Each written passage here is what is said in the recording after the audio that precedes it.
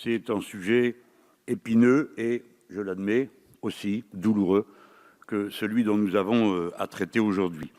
Quoi que j'aurais à dire ensuite, je veux, comme d'autres, dire en préalable que les Anglais restent les bienvenus parmi nous, que la dette de reconnaissance que nous avons à l'égard du peuple anglais après sa formidable résistance solitaire contre les nazis et pour l'accueil qu'il avait accordé à l'époque à la France libre, cette dette n'est pas épuisée.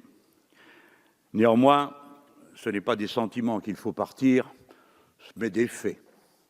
Je crois que je paraphrase la phrase d'un homme illustre.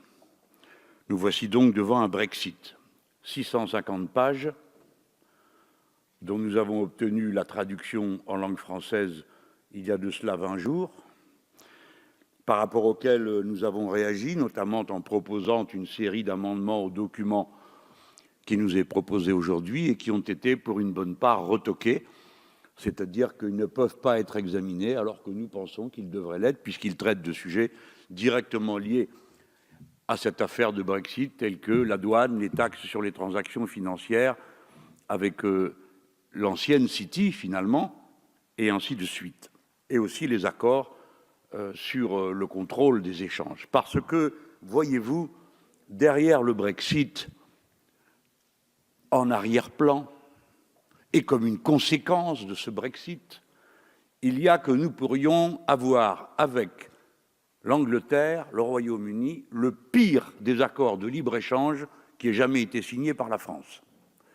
Car ce n'est pas seulement la séparation d'avec les Anglais qu'il faut regarder. Il faut regarder la conséquence pour le fonctionnement de la France et de l'Union européenne après que ce Brexit sera consommé. Je vais en dire quelques mots. Mais d'abord, je commencerai par rappeler à mon collègue Bourlanges, pour qui tout le monde sait que j'ai le plus grand respect, compte tenu de la fermeté de ses engagements et de ses convictions, que je ne partage pas. Qu'en toute hypothèse, le traité de fonctionnement sur l'Union européenne, prévoyant que les parlements nationaux n'aient pas à se prononcer sur les accords de sortie de l'Union européenne, cela ne peut pas avoir ma faveur. Moi qui suis pour que tous ceux qui rentrent dans l'Union européenne fassent au préalable l'objet d'un référendum dans notre pays. Au demeurant, je trouve étrange que les accords de sortie ne soient pas soumis au Parlement européen, car j'estime qu'aux parlements nationaux en Europe, parce que j'estime que c'est de leur compétence de choisir qui vient, qui entre et qui sort de la maison commune. Il n'y a donc pas de raison de se féliciter de la situation qui va désormais prévaloir. J'ajoute que nous aurions et nous aurons à dire sur ce qui va se passer après. Je viens de dire il y a un instant, ça pourrait être le pire des accords de libre-échange qu'on ait jamais signés. Pourquoi ?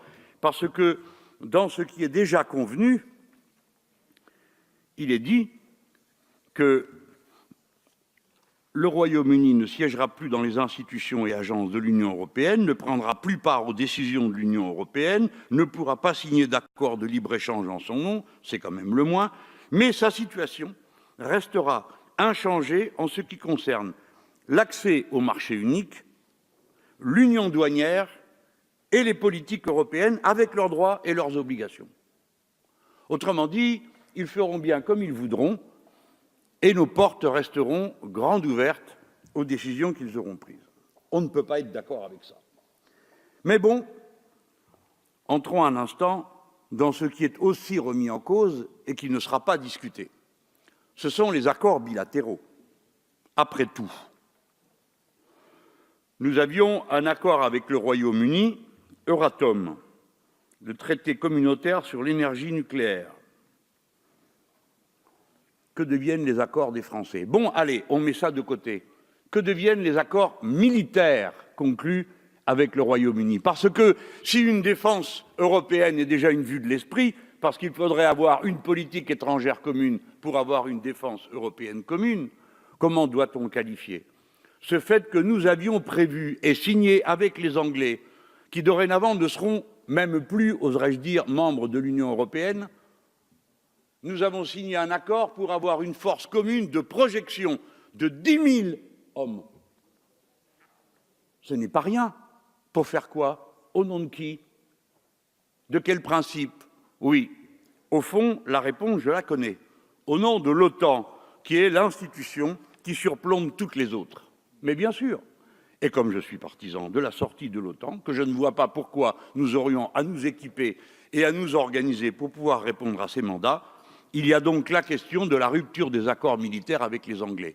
Encore n'aborde ici que la question du bataillon dont il a été question. Mais je vous rappelle que nous avons aussi signé un accord à propos du nucléaire militaire, à propos des missiles, à propos de combien d'autres choses de cette importance, comme le porte-avions qu'éventuellement nous aurions construit avec eux. De tout cela, nulle trace. Je ne vous en fais pas le reproche à vous, mes collègues rapporteurs. Mais je le dis parce que tout ça participe de la nouvelle réalité dans laquelle nous entrons avec le Brexit. Après avoir dit cela, il faut un instant prendre deux occasions de recul sur l'histoire. Le premier, c'est de se demander pourquoi les Anglais n'ont pas voulu rester dans l'Union européenne. Alors je connais la fable, c'est que manipulés par des poignées d'extrémistes, racistes, xénophobes, et que sais-je encore, dans un moment d'égarement, ils auraient fini par voter contre.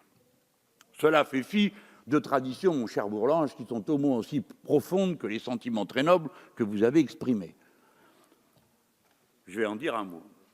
Mais je ne crois pas que ce soit ça. Je crois que le pauvre peuple anglais en a eu par-dessus la tête, comme les Français, d'une Union européenne qui ne leur rapporte absolument rien, sinon des motifs supplémentaires de souffrance.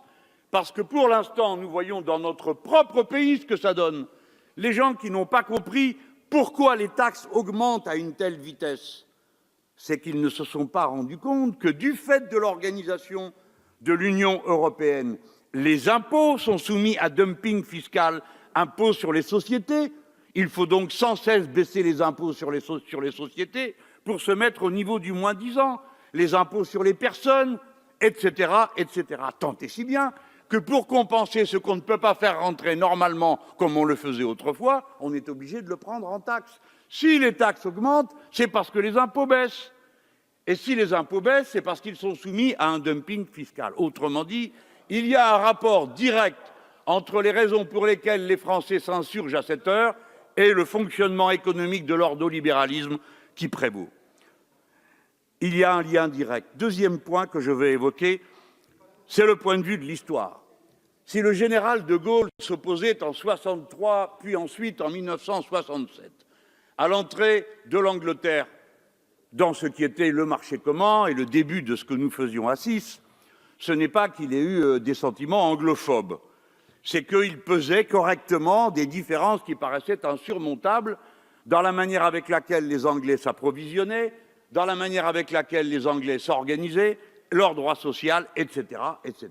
Et il disait, s'ils viennent, ce sera pour disloquer. Quelle raison avait-il de le penser? Monsieur Bourlanges, vous avez exalté l'entente cordiale. Ce ne sera pas mon cas.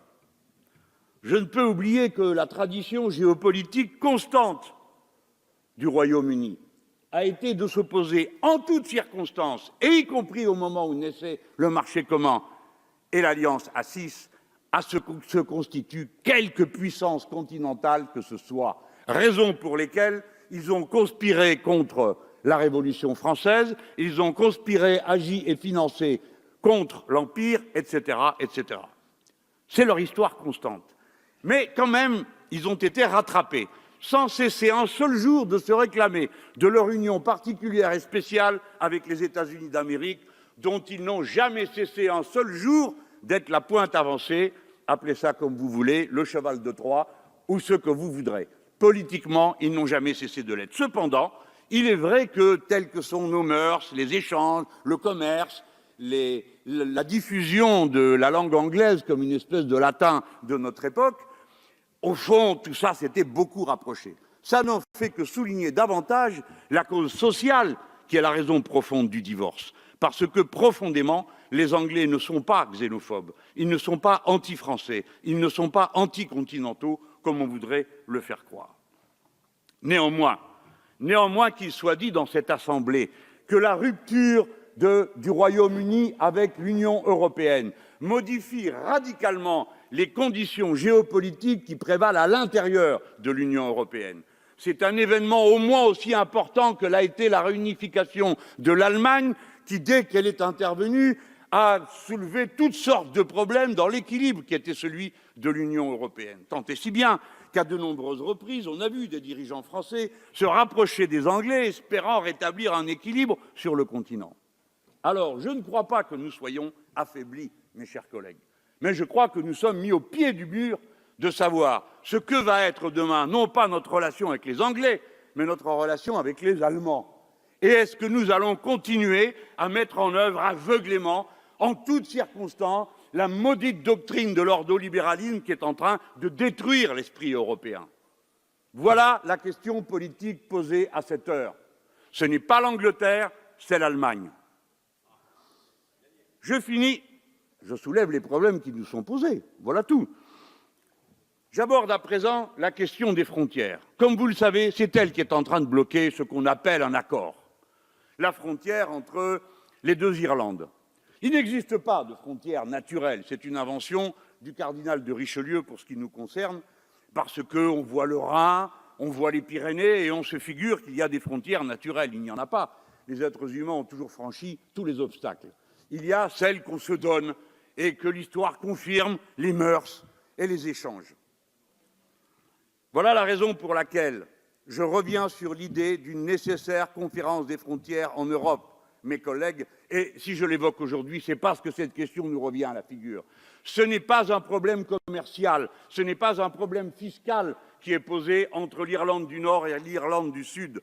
C'est l'idée de savoir comment des peuples peuvent vivre ensemble et comment des frontières peuvent les en empêcher ou pas. Cette question des frontières reviendra dans bien des endroits de l'Europe qui, aujourd'hui, paraissent à l'observateur superficiel extrêmement stables. J'achève. Le Brexit montre aux Français à quel point le Frexit serait une erreur. On ne peut avoir comme ligne politique l'entrée ou la sortie. Pour nous autres Français, sans lesquels il n'y a pas d'Europe, pour nous autres Français, qui sommes la deuxième puissance économique du continent, qui sommes des latins, comme le sont la troisième puissance économique du continent, les Italiens, la quatrième que sont les Espagnols. Pour nous, il y a une situation telle que le dilemme ne doit pas être entre rester et subir l'ordolibéralisme et la politique des gouvernements allemands, ou s'en aller, mais reformater, refondre, tout changer de fond en comble pour que l'Europe puisse continuer, pour que les relations pacifiques entre les peuples d'Europe puissent continuer. Alors que ce que nous sommes en train de voir du fait de cette politique, c'est la dégradation des relations entre les peuples, d'avoir mis les individus en compétition les uns avec les autres du matin au soir par des règlements absurdes et antisociaux, nous a conduit progressivement à mettre les peuples eux-mêmes en compétition, jusqu'au point où certains ont décidé de s'en aller. Je ne veux pas pour ma patrie d'un tel choix. Je ne veux pas d'Europe allemande. C'est sans doute la raison pour laquelle je continue à préférer l'Europe à la française, c'est-à-dire celle des droits sociaux universels, partagés par tous les peuples, parlant une langue universelle, santé, médecine, éducation, échange. Ça, c'est la langue universelle qui est résumée dans la formule de la patrie, liberté, égalité, fraternité, qui n'a rien à voir avec le Volksgeist, dans lequel nous nous épuisons à chercher des raisons d'être européens, alors que nous ne les trouverons que dans l'unité des droits sociaux, dans l'égalité et dans la fraternité.